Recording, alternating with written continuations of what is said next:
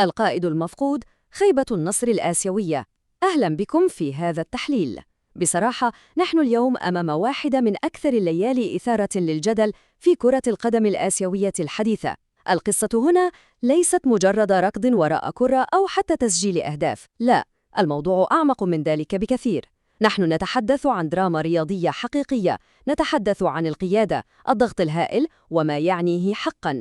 تخيلوا اللحظة، تلك الثواني الثقيلة التي تلي صافرة النهاية القاسية، عندما تتوجه كل العيون نحو حامل الشارة بحثاً عن أي مواساة أو توجيه. هذا التساؤل المشتعل هو بالضبط اللغز الذي سيطر على كل عناوين الصحف والمجالس الرياضية فور انتهاء تلك انضمام لزملائه.